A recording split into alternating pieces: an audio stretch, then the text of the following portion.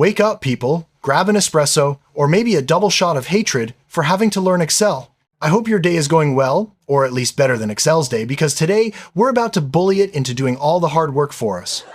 So picture this. You've got a long, majestic list of first names, middle names, and last names, long enough to be mistaken for the cast list of a Shakespearean play. And because fate is cruel and your sworn enemy wants to see you suffer, you've been challenged to combine all the names into one cell.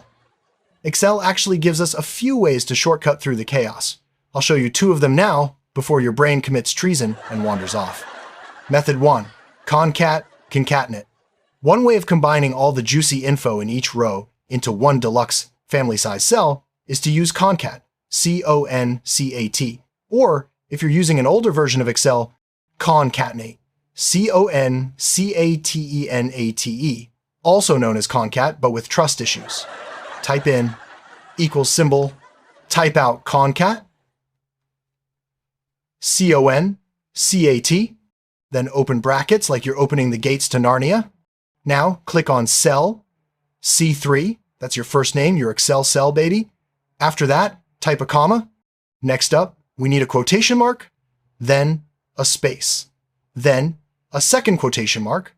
This creates a nice, socially acceptable gap between the first and middle names. Because names deserve personal space, even if you don't. If you wish, you can replace the space with a dot, a hyphen, or a sad-looking emoji. Then add another comma. Now choose cell D3 for the middle name, another comma, another space in quotation marks, another comma, and finally, pick cell E3 for the last name. Close the brackets like you're slamming your laptop shut after seeing your bank account. Hit enter, preferably with the confidence of someone firing torpedoes on the Starship Enterprise. Boom! All 3 names combined. Beautiful, efficient, a digital smoothie. Now, instead of typing this formula 500 more times like some kind of medieval punishment, just press Ctrl+C, then Ctrl+V. Copying and pasting is the backbone of modern civilization, especially during exams. Method 2, the ampersand, aka the fancy and symbol. Let's try another way because Excel loves options almost as much as it loves crashing at the worst possible moment. Start by clicking the equal sign, select cell C20, then add an ampersand.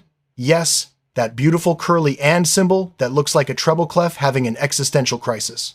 Then we type a quotation mark, followed by a space, followed by another quotation mark, ampersand again, click on cell D20, or type it out, ampersand, quotation mark, space, quotation mark, ampersand, one last time. Select cell E20. You've now connected those cells more securely than Wi-Fi is connected at your home. Press enter, same result. New method, maths, baby. Again, just press Ctrl and C, and then Ctrl and V. Cheat your way to glory. It's basically Excel karaoke. It's fascinating, really 2 formulas, same result. Like twins who insist they're nothing alike, but both wear sandals with socks.